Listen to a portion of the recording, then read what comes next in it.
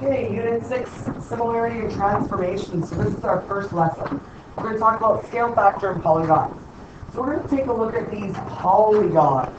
What do you think the word polygon means in general? Any ideas? The polygon might mean? The prefix poly means many. Okay, so, and then the agon part means sided. So we got many-sided objects. So, over here we've got triangles. How many do they have? 3 sides. Good. We have 3 different types of triangles we're going to look at.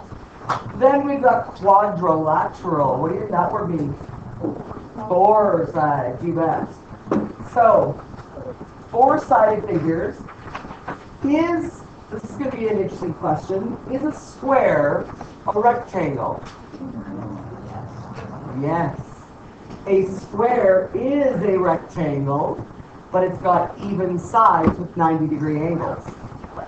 Is it a rhombus? No. A rhombus is basically a square that got kicked over. So it's sides, so it looks like a parallelogram, only every side is the same length. Okay? So it's a parallelogram that is the same length sides like a square. Alright, let me get into the different size objects. So we've got 5 sides, 6 sides, all the way up to 10. I think those reach 12. They forgot to put 11 in there, so I put 11 up here. Now the reason they probably didn't put 11 is because, take a look, 11's got 3 different names. It's called a hendecagon, or an endecagon, or an undecagon. The word we typically use is the hendecagon. Okay? Alrighty. So, penta. The prefix penta, 5 sides. Hex, 6 sides. Hepta, 7. Octagon, 8 sides. Nonagon, 9. Decagon is 10. And dodecagon is 12. If we look at the top, this is the definition of a general polygon. So it says it is the union of 3 or more line segments. So 3 or more lines that touch, that each one intersects exactly at each other's endpoints. So what that means is you got 3 or 4 lines, and each of these endpoints are going to touch at an endpoint. That's called the vertice. So where they touch at endpoints, that makes your diagram. All right, the next whole page is a ton of reading.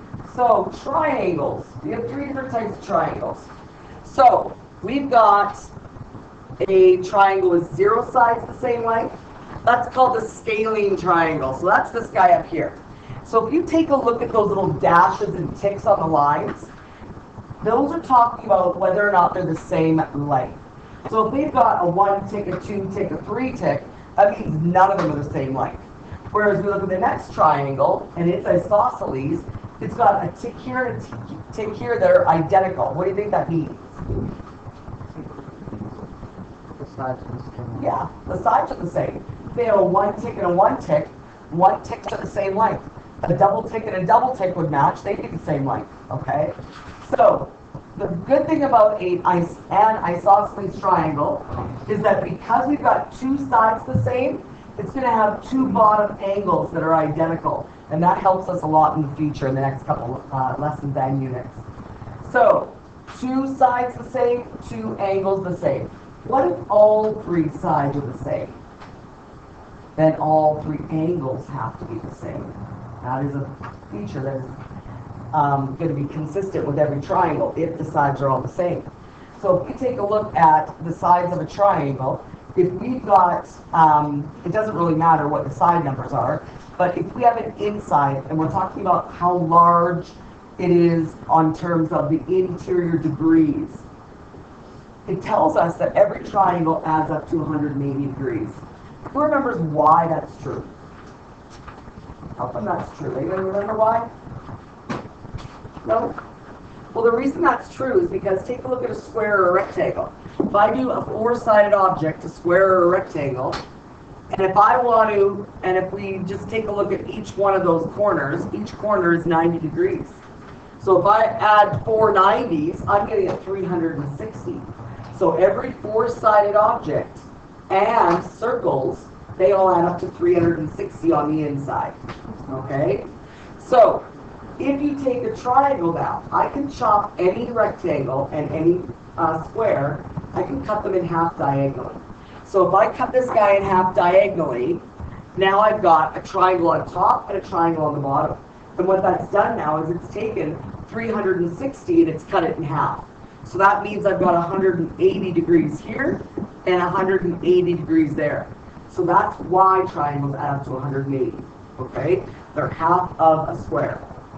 So that's our issue, or that's our details about triangles now.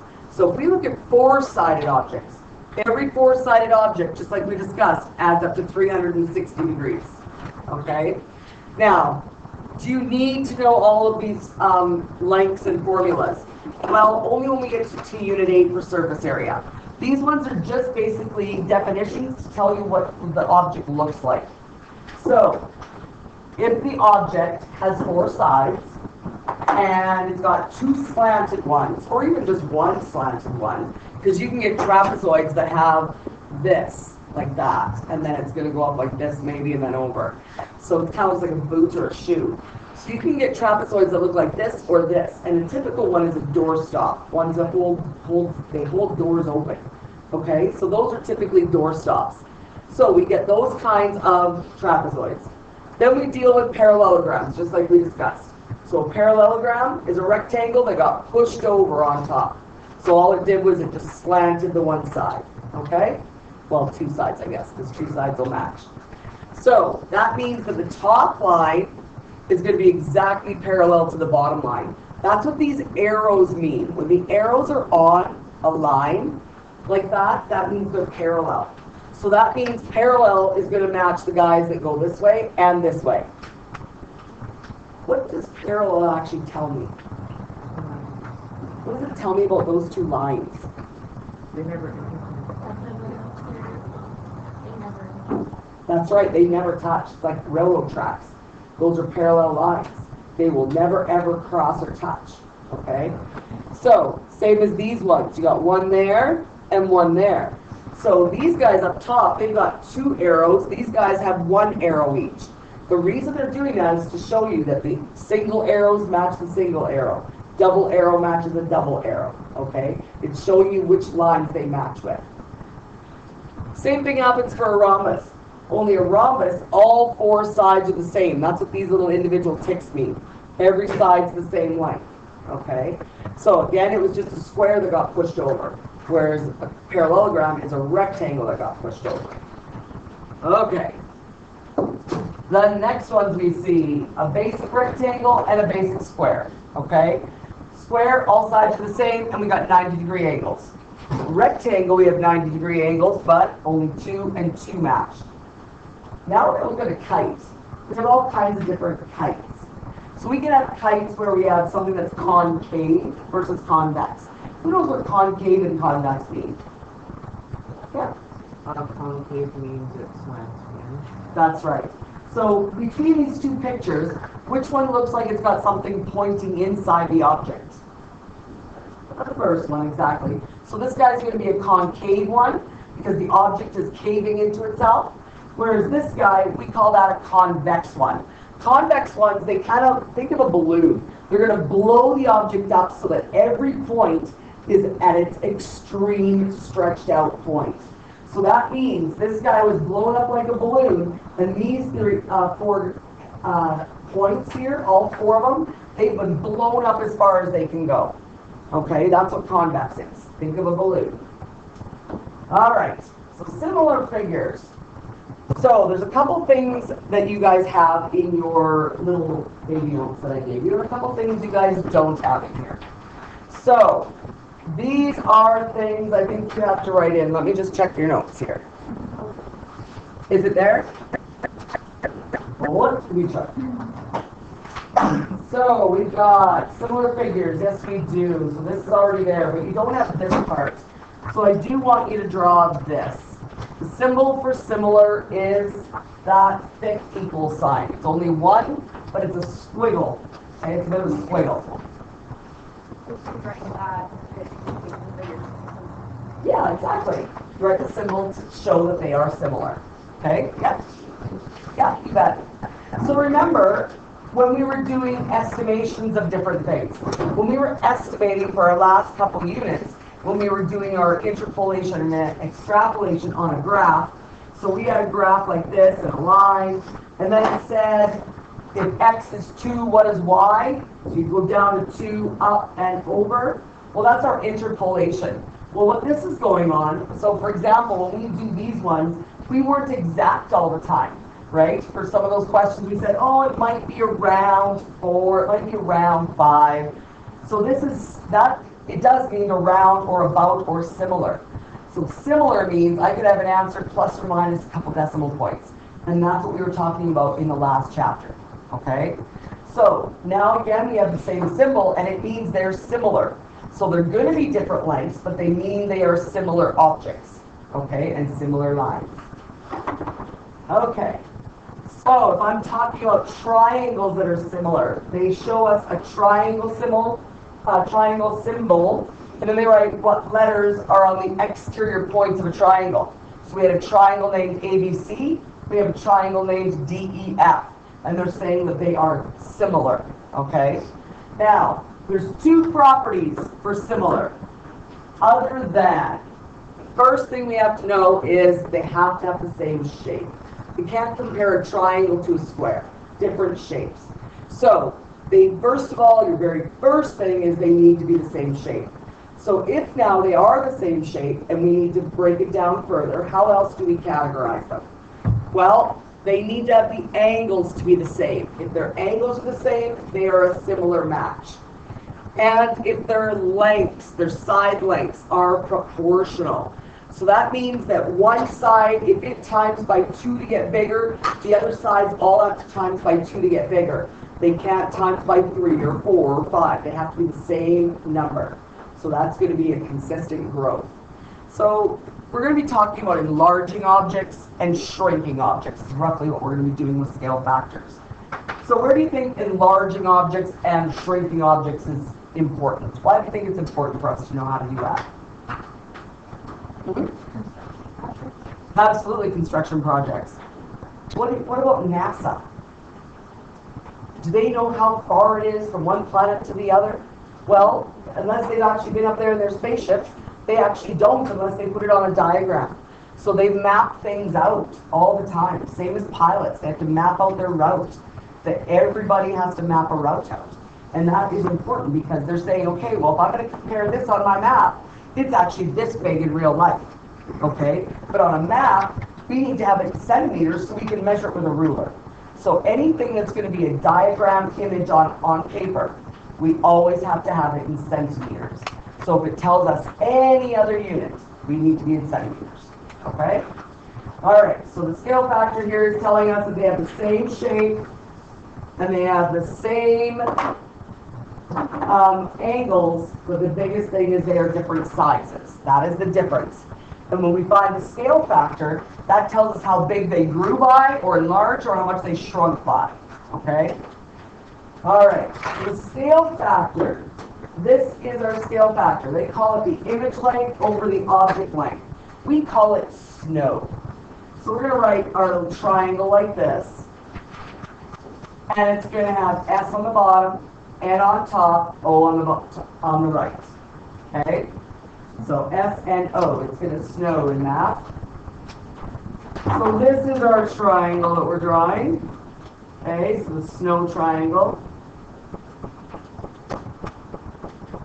Now what this does is it helps us create equations. So we know our original equation, scale factor. So scale factor is equal to the new image length divided by the old image length. So the new divided by the old. Okay, so the new image is always the one on paper. Okay, the new one's always on paper. What do you think the old one is? It's a real-life object. So they're showing you either a picture of a real-life object or the dimensions of a real-life object. So they might say a picture frame in real life is 3 feet by 2.5 feet. That's a really big picture. And they want to know, how could you draw that in centimeters on a piece of paper? Okay, and they'll tell you what the dimensions shrunk by or enlarged by. So that's exactly what we're talking about. So when we want to set something up, we always label our objects. The first object is going to be the original object, original or the old one. The one we're drawing, or the one that's new, is the image one, okay? So, if the image is larger, greater than 1, then it's an enlargement. So, if your scale factor is bigger than 1, then you have an enlargement. If it is between 0 and 1, so a fraction or a decimal, then it's a reduction. Another word for reduction is shrinking. Okay, we shrink stuff. And enlarging things, what do? They grow. We make them bigger. So we're growing items and we're shrinking items.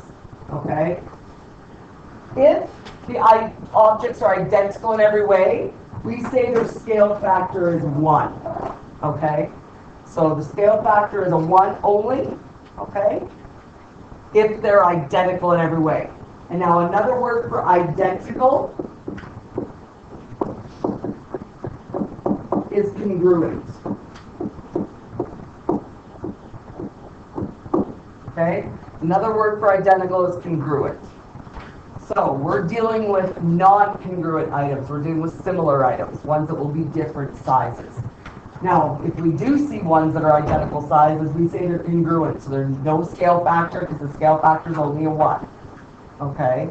So if it is considered a scale factor of 1, we don't consider them to be an enlargement or a shrink because they stay the same. All right, well, let's take a look. I gave you this in your other little notes, so this is not in your workbook. You have this on your own, this little part here.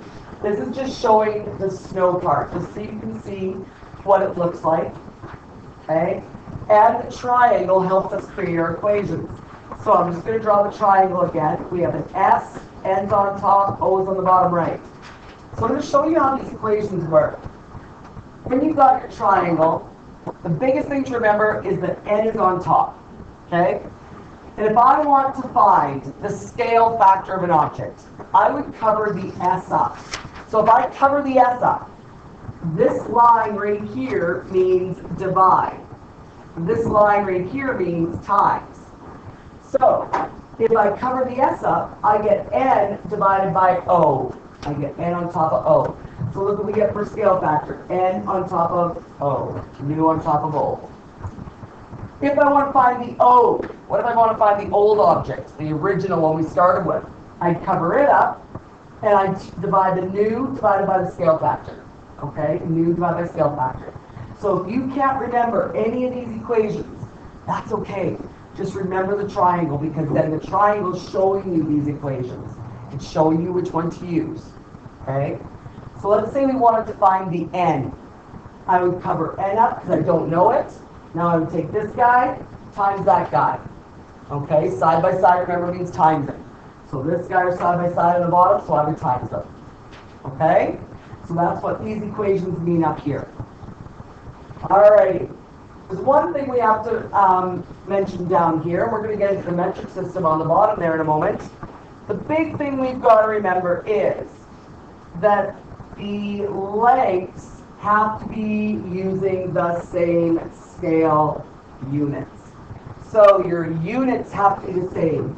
So if you're in centimeters, everything has to be in centimeters. If you're in meters, you got to convert back to centimeters. So you can't have different units and compare them. They have to be identical units. Centimeters can compare to centimeters. Meters can compare to meters, but you can't compare a mix. Okay? So that's why we got to convert and go back to looking at our metric system. All right. So we're going to jump right into our metric system here in a moment. But first, we're going to see how we would actually find our scale factor on our piece of paper, okay? So there's a couple different ways. Let's see. There we go. So there's a couple different ways to do it. So they're going to show us two ways to solve for scale factor. And they're all about measuring different items. So we would have our straight edge ruler, because you're going to need a ruler. And we would measure. The first way is talking about, so if you're looking on page 246 right now, we're on the top of page 246 in the workbook. So right here, it says method 1 and method 2. So there's two methods in trying to figure out your scale factor. The first method tells us, take and measure the length from the P to A prime, see how long that is, and then it says, measure P to A, see how long that is, and then it says divide them, okay? So you can do that. You can say how long the green line is, how long the blue line is, and then divide them and see. We can also do every single line the same way. That's what they're showing us. So they can do B to B. The second way is this. The second way is to take your ruler and find the length of each side on each object. So I would take a ruler and I would measure how long this side is. And let's say for giggles, let's say he's a 6. And over here, I'm going to measure how long that side is. And maybe that guy's a 3. Okay? Just for giggles, we're going to put some numbers on there. So if I'm going to compare this side to this side, and I want to know how much he grew bigger than, and if he's growing bigger, you need a big number on top. So that means the 6 goes on top, because he's the new object. So you have to label them new and old. So scale factor is new divided by old, so it would be 6 divided by 3. And what does that give us? 2. So that means that the number 3 times by 2 to get bigger and become a 6. So let's say I had this line right here, and let's say that line's only a 5. Can I work backwards now to find out how long that line should be? Yeah. So if I know the scale factor is a 2, what should I do to that 5 to find the original one? Divide by 2. So the original one over here would be a 2.5. Okay? The way they have them written in your workbook, like this, these are called the side ratios. Okay? Those are called the side ratios. Okay? So we're going to write those down. These are the side ratios. So if they ask for the corresponding sides means they want their side ratios. So this is what we were comparing when we were doing our objects.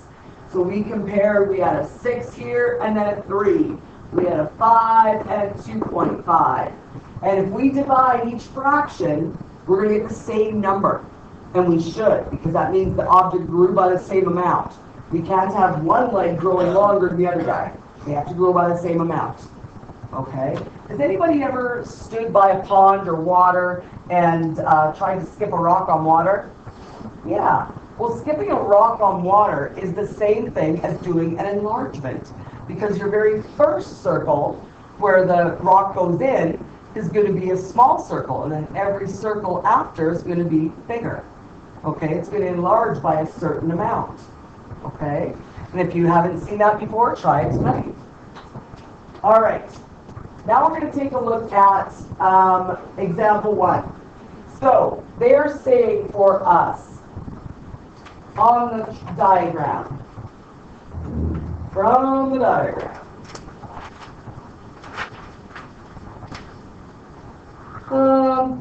determine the scale factor of the drawing. So they're actually doing it, they're giving you the numbers. Okay, so they gave us numbers down here. They're saying that they've got these numbers here, right there, and they're saying they've got method 2 has the AB numbers right here. Okay, so they're saying they've got those numbers. Now they're giving us real actual numbers for them. They're saying, what if this top number right here, what if this top number was 8.5? And what if this bottom number was a 3.5? We would divide them to get the scale factor. They're going to do it the second way. This guy over here, we're going to do him. They're going to take and actually measure with their ruler how long is that side. They got 2.4 for a short side, and they got 1 for a short side, because they were measuring that short side. And they got very similar answers. Why do you think there's a discrepancy in their decimal places? Why do you think? Why do you think they're a little bit off?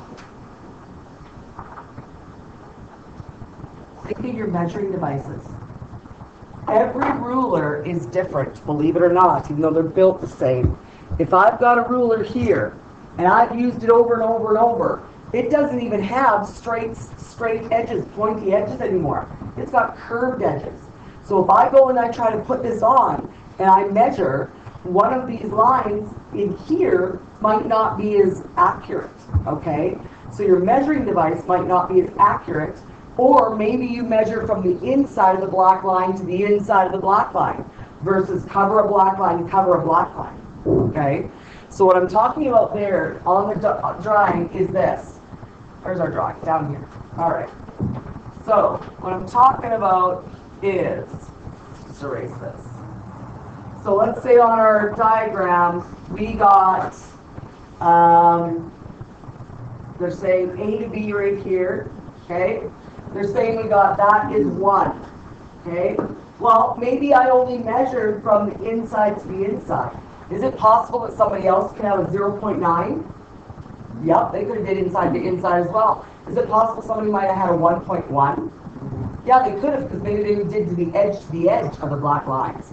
So they could be a little bit sticking past the line a little bit. So that's where our measuring is going to have what we call a calculated error in it, okay? And that's natural, that's going to happen, okay? It's called a margin of error. And every measurement has one because every measuring device has a scale margin of error, okay? So have you ever been shopping for, this happens often with pants. So you're going out, you're going to buy a pair of jeans.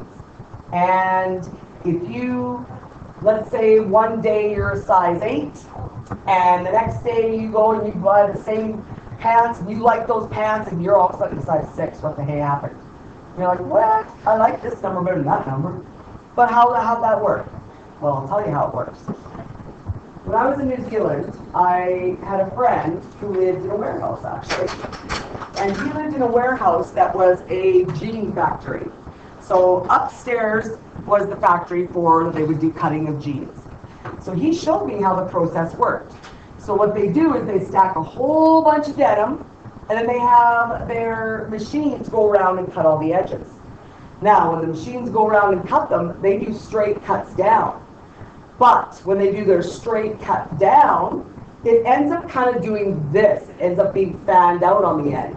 So your original pair and the top 5, let's say they have 10 stacked, and the top 5 might be way more accurate to maybe a size 6, then the bottoms are going to be size 7, size 8, because of the measuring and the tool that actually went down to cut them. Okay?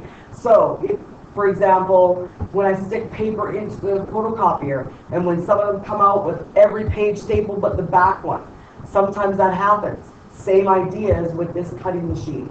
Because they try to put things through at a rapid speed, they get everything going, and then all of a sudden they start to bow out at the bottom, okay? And that's natural. It happens in all manufacturing, especially for clothing. It's more happening with clothing than it is with steel and stuff. But there is a margin of error on every measure on purpose because of that. So that's why you'll go to a store and this size fits here and that size don't fit there. And that's why, okay? They're built that way. So, if we talk about this guy being a 1, and the other guy said this was a 2.4 when he measured on his ruler, maybe this was actually a 0.9 like the first person got. Who knows? If we take this number and divide by that number, we're going to get roughly the same answer as they did before. Okay? So, this is just showing how the numbers can change, and they can, plus or minus a decimal point, will give you a little bit of a different answer, and that's okay. So, we're going to now put some numbers, and we're going to take a look at example 2 here. So now we've got a rectangle. So on this rectangle, one thing we know about rectangles is that all of their interior angles have to add to 360 degrees. Here I'm showing that I know 2 of them, and a third one is the 90, the box is showing. Over here, same idea. I've got a 90, an 85, and a box. So they're showing me that I've got 3 out of 4 angles. So how do I find the missing one? Yep. Exactly. So add the 3 interior ones, and then take 360 and subtract those. And that's how we find the missing ones. So that's exactly what they're showing us here. So it says they all add up to 360 degrees. So if I take 360 and I subtract all 3 angles, I'm going to get 105 left over. And this object over here, it says it's an image object. If this is a similar object, all of their inside angles are identical. So that means this guy down here is 80 degrees because he's going to be identical in size to this guy. Okay? The minute they tell us they're similar and they're related, their angles on the inside have to match. I could draw another one that's so small and we don't even see some of the numbers. We can't see them.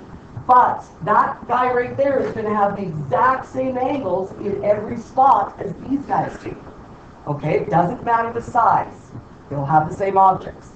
Their side length of their lines will be different lengths. And that's what's supposed to happen. That's okay. So, again, what did we do? We took 360 and divided or subtracted all the other 3 angles. That's how you find the missing one.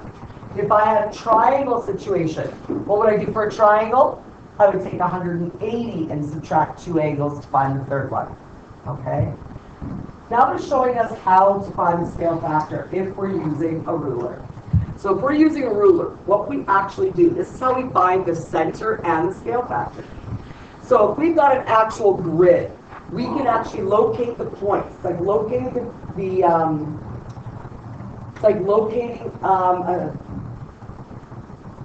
a section on a map. So especially for people that live in the country, this is super important because you end up learning how to read maps and which way to go. Sorry for this interruption. I just want to announce regarding the LC. Okay. So with our rulers, what we would actually do is we first locate their points. So I would say, okay, I got to locate this guy. I found his point. He's at 5, 4. So since he's at 5, 4, then I'm going to locate the other point. This guy here is at 10 and 8. So I want to find out how far that guy went. So there's 2 different ways to do it. So first way to do it, I can find out how far it is from here to the center or here to here. Okay? And then I divide them. Now how do I know where the center is? How do you know where your center is? Well, you're going to take a big long ruler and you're going to put point A and match point A, and then you draw your line. Point B to point B, draw your line. Point C to point C, draw your line. And they're all going to go to the very same spot on the grid, which would be their starting spot, okay, where that transformation actually happened, where it shrunk or where it grew. So what's actually going on here now is they're taking the numbers. So if you take a look, the image number, they're saying this is an image number because it's got A prime. If they've got a prime tick, like a little exponent, that means it's the new image. Okay, if it doesn't have a prime tick like these guys, it's just normal A, normal C. If they don't have a little prime ticky like an exponent, that means they're the original old object. The new objects get the prime tick. So here, I've got a big object that's shrinking into a smaller object. So I would take my smaller object number and put it on top of the bigger object number. So if I go 5 divided by 10, what do I get? 5 divided by 10, I get 1/2, 1 over 2. Same thing would happen is if I took 4 divided by 8. What do you get? 1 over 2, you get 0.5. So this guy shrunk by 1/2. Okay? So again, you're finding out the numbers, and literally we're subtracting. So you take the new object, that was the 5, subtract or divide by the old object. That's your 5 and your 10 right here. Okay, so it's the new number divided by old number. So you're going to take an X and match it with an X. You would take a Y and match it with a Y. Okay, and that's how you do those. Any questions about that so far? It'll make more sense when you've actually got a ruler and you're working with it. Okay? So let's talk about our metric system first so we can actually review the metric system. So we're going to go back to our little one-pager thingy that I got you for here. And it's on the bottom of the front page, our metric system. So, the metric system B is called our base unit. So in this case, he's meters. But we have two other base units. What does kilometers, meters, centimeters, what are they measuring? Distance. So these guys measure distance. Okay? We have two other measures. One measures liquids. What would those be? Anybody want to take a guess? Sorry? Liters. Good. And we have one that measures solids.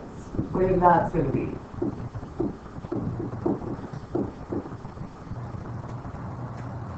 Kitchen scales. A lot of people, yes, measures grams. How many grams of chicken are you eating tonight? How many grams of this? So that's what it's talking about. So we have measuring solids, measuring liquids, measuring distance. The one that we're used to dealing with is the distance one, okay? So the big thing to remember about the metric system is if we are moving to the left, okay, so starting and looking at it this way, if you're moving that way down on the left, you are dividing by 10 every step. So if I want to go from centimeters all the way to hectometers, I would be going how many steps? 1, 2, 3, 4 steps. So that's 4 steps to the left. I would move my decimal 4 to the left. Or I would divide by 10 4 times. Okay? It means the exact same thing. So, moving left, you divide by 10 each step. Or you move your decimal point to the left each step. If we move to the right, you're timesing by 10 each step. Okay? So to the right, we times by 10 each step. So the biggest one that we're going to be going back and forth from all the time is meters and centimeters. Those ones you have to realize, okay? And hopefully we all know by now that 100 centimeters makes one big meter stick, okay? So now we're going to talk about meters in the first example here. 5 meters, and I want to go to centimeters. So let's go down to my little diagram on the bottom here. I'm just going to erase so I can see where I'm jumping from. So I need to go meters. I'm starting on my base unit, and I'm going to centimeters. That's 2 to the right. So if I'm going 2 to the right, I'm either going to move my decimal 2 to the right or times by 10 twice. So I'm going to times by 10 twice, I get 500. Okay, you can also think about it as moving your decimal. If you don't see a decimal, it's always hiding in the right of a number. So the decimal is actually right after the 5. So you could write that 5 as a 5.0. That would work as well. All right, the next one says we're going kilometers to meters. So now I'm going to be over here, going from kilometers, and I got to go all the way to the base unit. So I have to go 1 step, 2 steps, 3 steps to the right. So I'm going to move my decimal 1, 2, 3 to the right. What happens if I don't have a number there? You have to put a 0. Good. So you're going to have 8, 4, 6, 0. Okay? You don't need to put the decimal on the end unless you want to put 0.0. That's fine. All right, the next one, his decimal point is hiding right after the 8. And now we're moving centimeters all the way to meters. So I'm moving from here to my base unit. So I'm going 1, 2 to the left. So if I'm going 2 to the left, I'm going to move my decimal 2 to the left. So now my decimal is going to be in between the 1 and the 3. So I'm going to have 1.38. Okay, that's how we deal with our metric. All right, continuing in this little one pager. Turn the page, please. On the top of the next page, we've got a chart. And I'm going to help you fill out this chart. I'm going to do an example with you. So it says scale factors are sometimes written as a ratio. If it's written as a ratio, that means it's got a dot to dot between two numbers. So that means it would be written like this, N to O. The nu is always first on the left, O is on the right. So if there's no units written, they will write it as a ratio, N dot dot O. Okay? And the units are always in centimeters. That is super, super important. So if they don't write units, they expect you to know it's always centimeters. So if it said I have a scale of 1 to 3, that means 1 centimeter equals 3 centimeters in real life.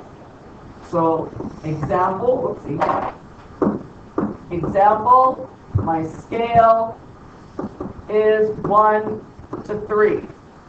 If that's my scale, that means 1 centimeter on paper equals 3 centimeters real object for the real life object. Okay? So on paper, 1 centimeter represents 3 centimeters of the real life object. That's what a scale is. You'll see scales often that have different units written. You might see a scale on a map that says 1 centimeter equals 100 kilometers. You might often see that. That's a different type of a scale.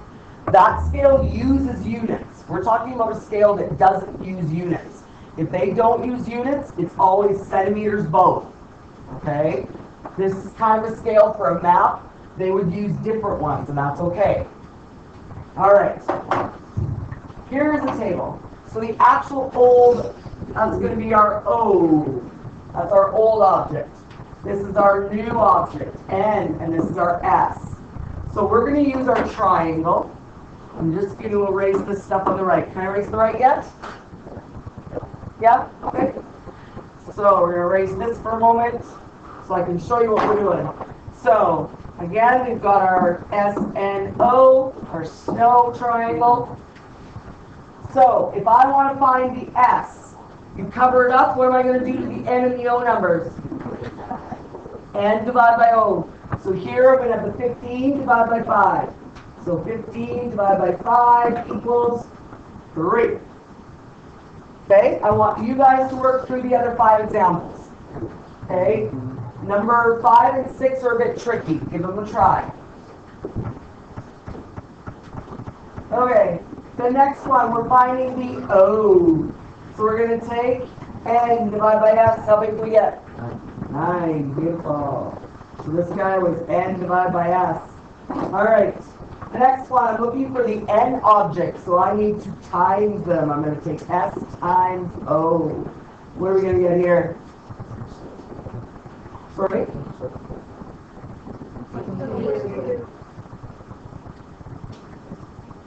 We're multiplying these guys, this guy by this guy. Okay, when you multiply by a fraction, you do it this way. 12 times to the top, and then you divide by the bottom.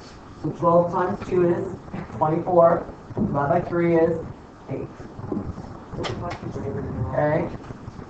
Does that make sense how to do those? Because this is going to give you a run-on decimal. This is going to give you a run-on decimal. So this one means you have to times the 2 numbers, right? So I'm multiplying this guy by this guy. So you're going to go 12 over 1 times 2 over 3. So that's going to give you times the tops times the bottoms. 24 over 3, which gives us 8. Okay, so that's why that works. Okay, let's go to the next one. We want to find the S. So I cover up S, I get N divided by O. So N divided by O. So what are we going to get? 8. Everybody get 8? Beautiful. All right, the next one. These two now are giving us a scale. So the scale factor is 1 to 500. We're just going to make that into a fraction. So that's 1 over 500. Okay? We're timesing it by this number right there. Well, that's going to be 1 over 500 times 25 over 1. So we times the tops times the bottoms. 25 over 500. And then we would reduce that. They both divide by 25. What's 500 divided by 25? 20? Yeah. 1 in 20. So this guy's answer will be 1 in 20. Okay? And the next one, same idea. It gives us a ratio, so it turns to a fraction. The guy on the left always goes on top. So he's 7 over 2. So So now I'm looking for the old diagram. So if I look at old, if I cover him up, I'm thinking new divided by scale. So I've got this guy divide by this guy, but take a look at what's going to happen there. I've got 56 divided by 7 over 2. Do we divide when we do fractions? No, we flip and times. So we have to flip the 7 over 2. So we get 56 over 1. Now we're going to times them. And I've got to flip these guys.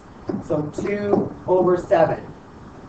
Now we're going to multiply your tops, multiply your bottoms.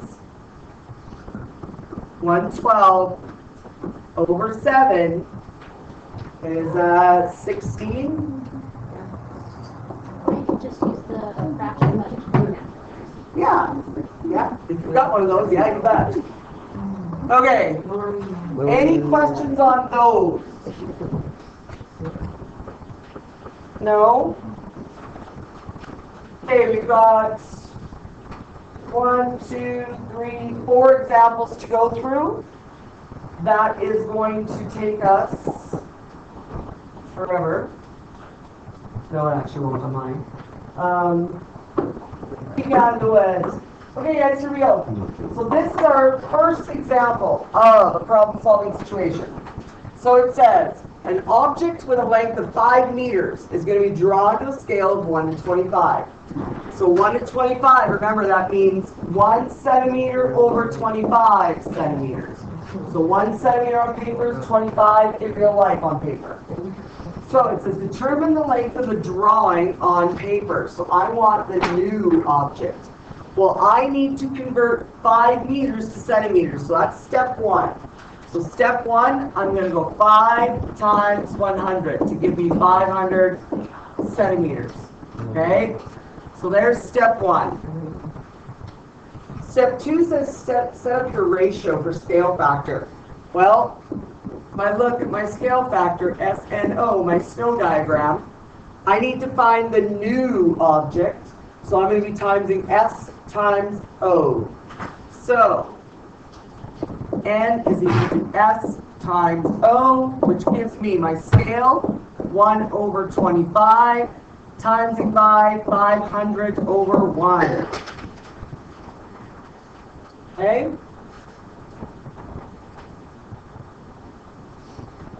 Now, in this case, if it was a cross multiply and then divide, but it isn't for us this case, this one's a strictly times the tops times the bottoms. So, times our tops times our bottoms, we get 500 divided by 25, and how much does that give us? 8, good. So, we get N equals 8. Okay, now our units are in centimeters. So that means our new object, 50 or 500 centimeters, is going to become 8 centimeters on paper. Okay? Is it 20? 500 divided by 25? Yeah. Okay. It's 20? I believe you. I believe you. Okay. So, the next one. We have a ship. He's this big, this long. It says the diagram shows a length of 25 centimeters. What is our scale? So we need to first take our meters, 275 meters, and change it to centimeters. So how do I take meters to centimeters? Times by 100. So basically that means add 2 zeros. So that means I have 27,500 centimeters. So now I need to take my equation. S equals new over old. S equals new over old. My new object on paper is 25.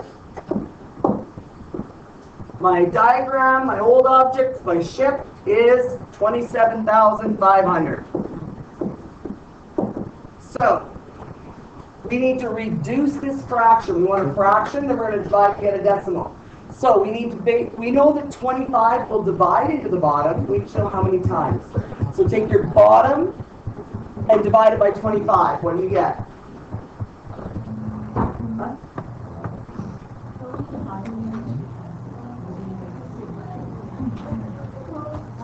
So take this guy and divide by 25. What do you get? 1100? Yeah. Okay. So it's going to be 1 over 1100 is what you get. Now, as a decimal, they're telling us you should get 0.999. Sorry, 0.0009. So 0009. Okay, that's going to be the answer for your scale there. Okay, once we do the dividing. So this will give us a decimal answer of 0.0009. So this is our answer, and so is the decimal. Okay? Yeah. You betcha. So if you take 1 and divide by that, you get this. All right, 2 last examples to look at. How do you take the scale factor when you're given the area of 2 squares? Oh, wow. Okay, when we're given the area of 2 squares, this is what we have to do. Please write those steps down. So we need to square root both areas to find the side length of each square. Okay, so you have to square root the area to find the side. Then you set up the scale factor equation. Okay? So, here's an example that's going to show us how to do that. Okay? Do that here right away. So we have to square root both of the areas, then we put their side lengths in the ratio. So on the first example here, it says we have an area of 36.